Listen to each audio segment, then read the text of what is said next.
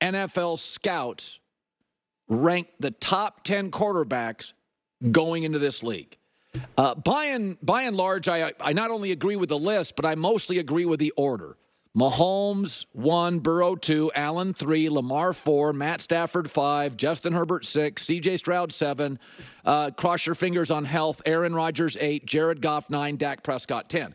9 of 10 I agree with. I would not have Dak Prescott in the top 10. This feels like fear. People around the NFL, they're fearful of the regression you may see with Jordan Love. I'd love to see another 4 or 5 games. Jordan Love is better than Dak. You did watch a 27-0 lead in Dallas with a much younger team, full of guys 1 and 2 years out of college. He's more fluid. He's got a better whip as an arm. He moves better, fewer injuries. I mean, it wasn't close. Dak in that game looked anxious. He looked overwhelmed. He wasn't very accurate. He missed open receivers.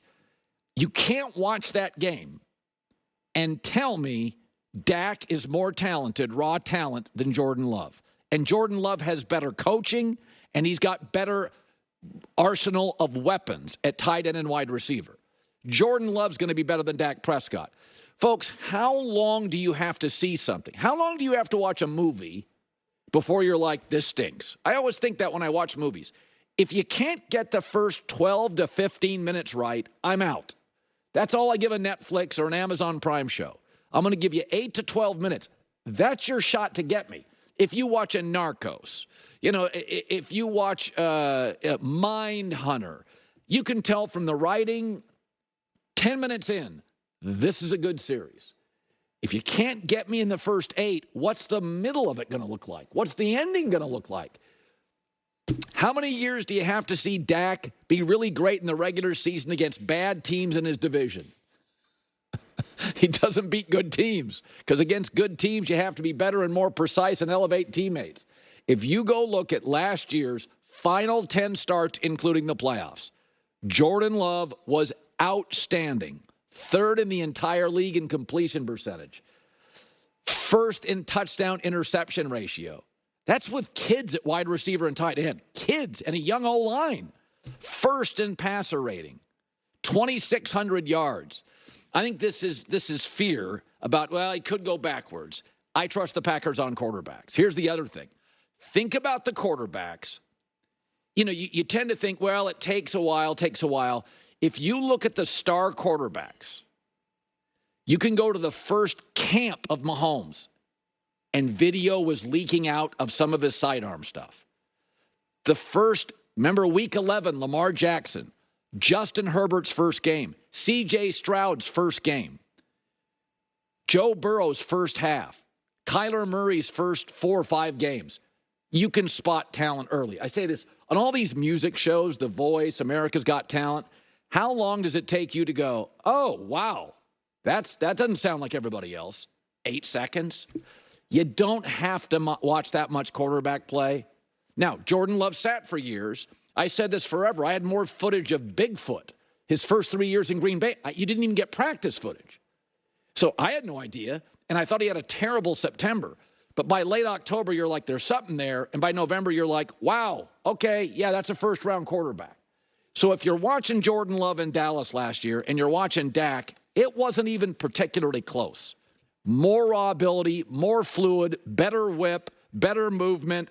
Not putting him in a top 10 right now is fear-based.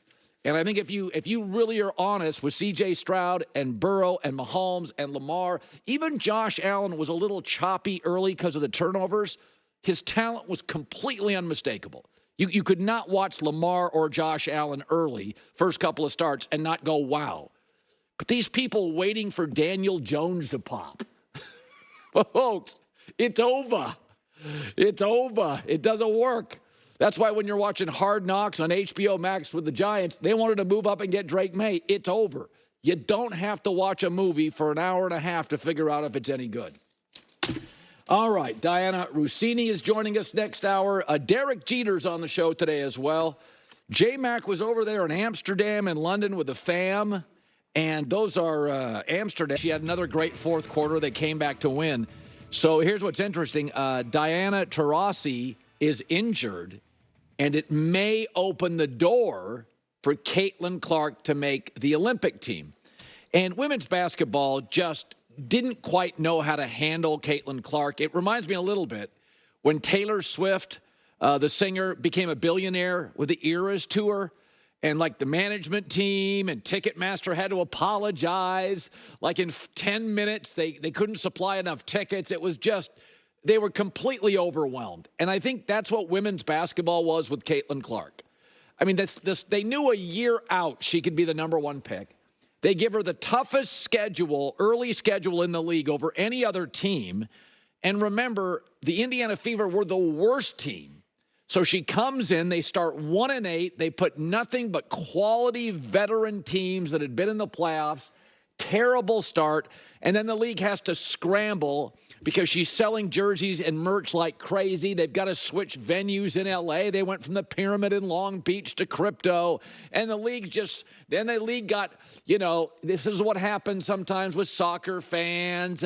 They feel ignored and WA fans feel ignored. So they get very precious, very tribal, very insular. She's not going to make the USA women's basketball Olympic team. And you're like, are you crazy? Go look at the men's team. It's political. Jaylen Brown's not on it because Nike doesn't want him on it. Kyrie Irving's not on it because Nike didn't want him on it. You're not going to put Caitlin Clark, your Taylor Swift on the team. Well, she sells out her all-star jersey in 17 minutes. I'm still not sure women's basketball quite has their feet under them. They're doing a Ticketmaster. They're bailing water. She's exploding as a player. She leads the WNBA in assists. She's third in three-pointers made. Indiana's won 8 of 12. Yesterday's a prime example where she is in the fourth quarter, best player on the floor, had a choppy first half but had 10 points. But you're not going to hear anybody pick on women's basketball as a unit. There's a lot of sycophants in the media. They feel like the sport's been ignored, so they're part of the brigade to support it, and that's fine. But let's be honest about it. The sport made a terrible decision on the Olympic team. The scheduling early, even though they knew she was coming out and probably going to be a number one pick a year earlier, about the time they were making schedules, was ridiculous. And now Indiana's on fire. Caitlin Clark's like a 17, 8, and 6 player. She's getting better by the week. She says the right stuff at the podium. There's nothing about her you don't like. And it's like, now you made a big mistake the first time not putting her on the Olympic team. Don't double down on dumb. Get her on the team. Give us a reason to watch the Olympic women's team. You guys win gold every year. Your competition's weak. You win it every year. Give us a reason. Quadruple your television ratings with her. Promoting not only the other women on the team that could get endorsements, but promoting your sport. There's a reason that top movie stars and top athletes use the same 4 or 5 agents, because they can handle it. They don't get overwhelmed. Women's basketball has felt overwhelmed here. You got your Conor McGregor. Your baseball, you got your Bryce Harper. You got your Messi in the MLS. You put him on TV. The whole salary cap in the MLS. It's funny. They got Messi into the MLS.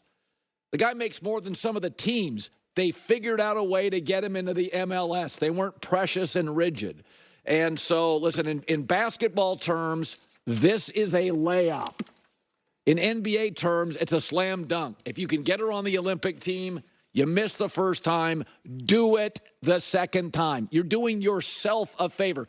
Don't get in the way of yourself.